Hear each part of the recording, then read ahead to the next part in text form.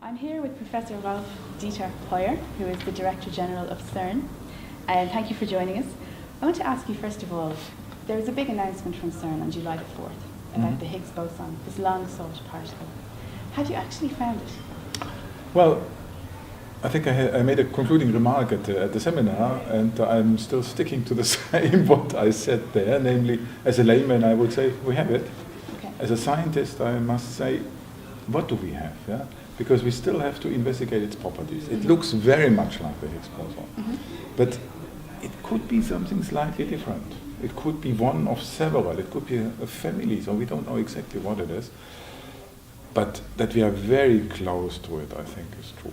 Okay. But I can't stick out my neck much further, otherwise in a year you tell me you said something wrong, okay? So plenty of work still to go to verify this, see what's tremendous there. amount of work. Okay. I think we had a historic milestone on the 4th of July, but it was the beginning. Yes. Can I ask you how you felt about the media coverage of that big announcement? That took off around the world. Do you think media covered it accurately? I think first of all the media coverage is great, which also shows that the public interest is huge, yeah? Because both go together. And what I could see and read was mostly reasonably accurate. Yeah? I think we meanwhile have a very good way of communicating between the scientists and the media. And usually the media pick it up in the way we express it. That sometimes you go a little bit in one or the other direction, a bit further, that's your job. Okay? Something the media do know is they refer to it as the God particle.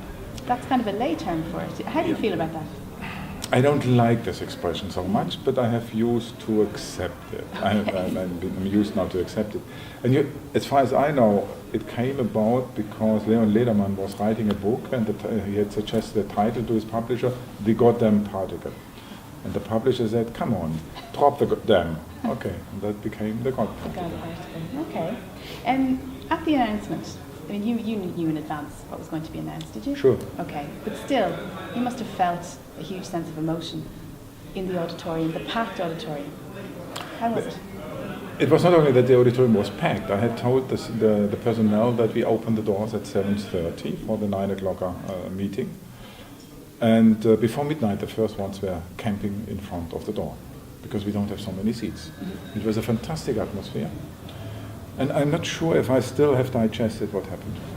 But it was an emotional moment, because, but I think it will still take some time for me to digest it, to let everything sink into it. Okay.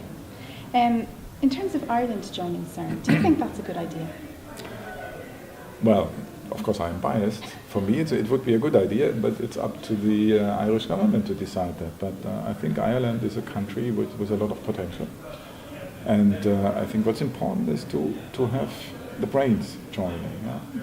So it would be really a very, very good signal, not necessarily only to the researchers, because the researchers can come anyhow to CERN, but it's for the private enterprises who can develop new technologies together with CERN. And you can only do such projects with modern technologies, with forefront technologies. You learn a lot there, and you can afterwards have it as a reference. Yeah, that helps a lot. You can get engineering posts at CERN, which is only possible for members. I find it a good idea, but it's not up to me.